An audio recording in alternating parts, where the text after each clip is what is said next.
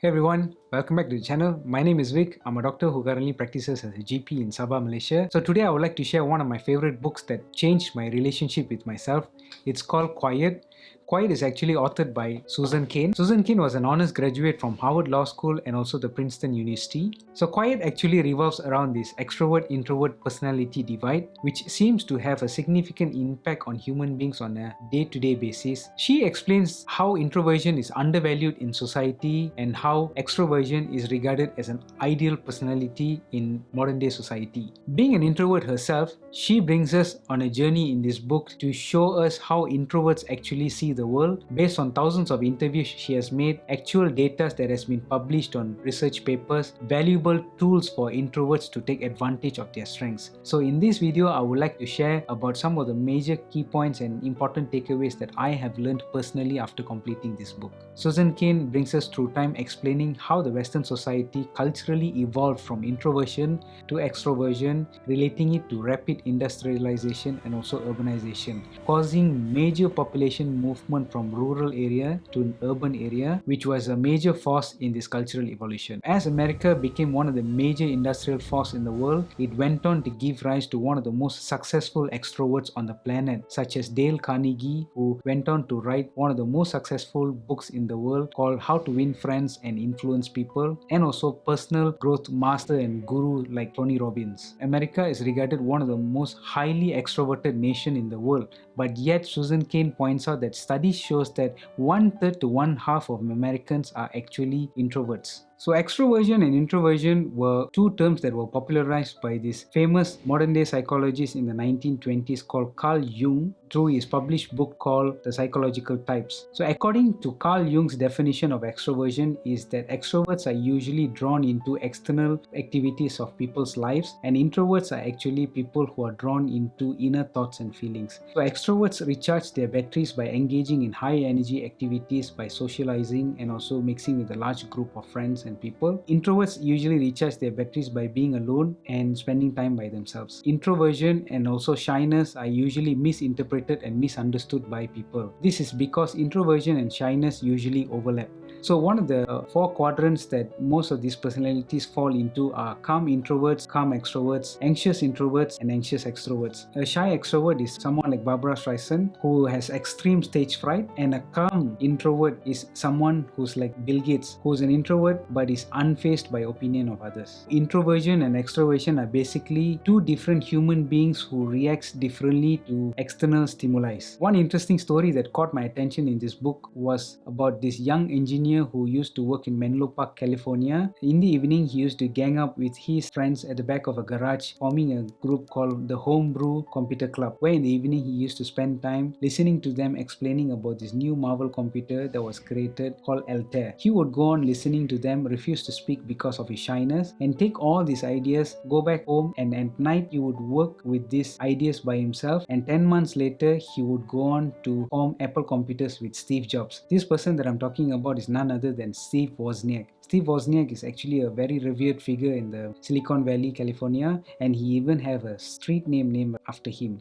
Are introversion and extroversion inherited? Susan Cain explains this from her personal story of hers. One night where she could not sleep and she was scared to death because of a speech that she had to give the next morning to a large group of professionals. She was so scared that her husband had actually filled her sports water bottle with Baelish Irish cream the next morning to take the edge off before she gives that public speech. This made her to find out, did she inherit this from her parents? So she went on to interview a famous professor in Harvard called Professor Kagan. He took 500 4-month-old babies and exposed them to different kind of stimuli, such as loud balloon popping noise, colorful mobiles dancing, or sometimes he would even take alcohol swab and bring them near to their nostrils. He realized 20% out of these babies would cry frantically by pumping their arms and legs. He labeled them as high reactive kids. As the kids grew older, these 20% of high reactive kids went on to develop careful and serious personalities personalities. So turns out when they continued these studies further and scanned part of their brains, there was one part of the brain called amygdala which responds to stressful situations and environment. In high reactive kids, these amygdala were much more reactive and active compared to the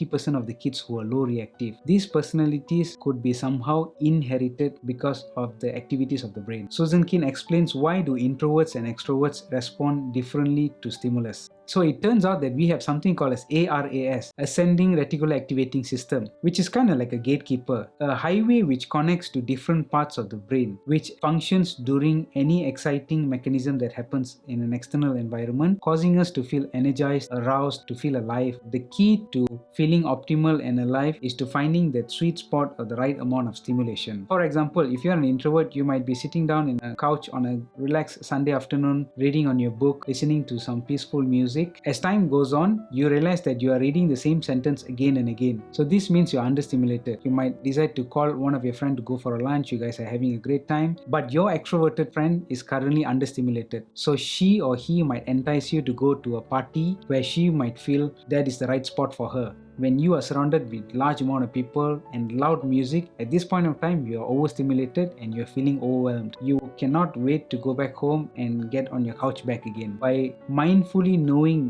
what amount of stimulus that actually overstimulates you or understimulates you, Susan Cain advises to adjust and adapt this into your day-to-day life to have an optimal day and to feel fulfilled. So the other interesting part that I found out in this book is something called as the free trade theory. This free trade theory was coined by a famous Harvard psychology professor called Brian Little. We human beings, especially introverts, can become situational extroverts. So this happens when we have to force ourselves to fake our personality to send a message across for a work that we highly value, for people that we love, which is what I am doing currently to convey the messages of this book. So this book advises that if we need to act like an extrovert for the benefit of us, by all means strive to do it, learn how to be an extrovert. So which brings me to the next point of this book, which is called free trade agreement. Free trade agreement basically means that in order for us to achieve something, we need to become a situational extrovert. For example, I want to build and grow my business. I need to make a network of friends. I would cut a deal with myself saying that every month 2 or 3 times I would go and engage myself in social parties, meeting people in the similar field to expand and grow my business. Once this quota has been fulfilled, I can come back and enjoy myself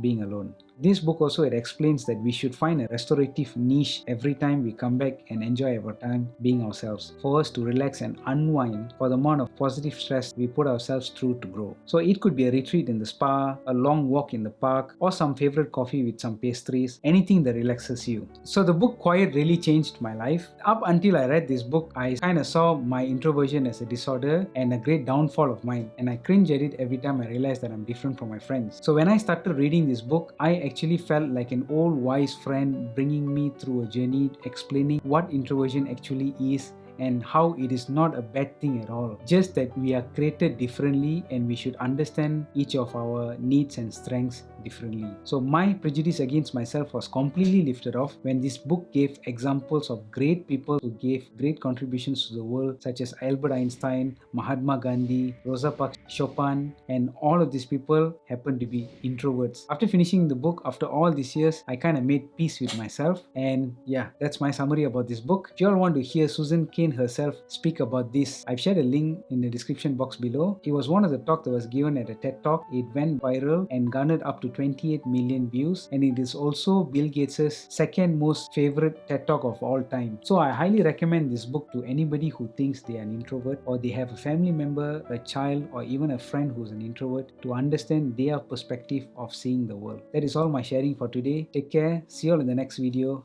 Bye bye.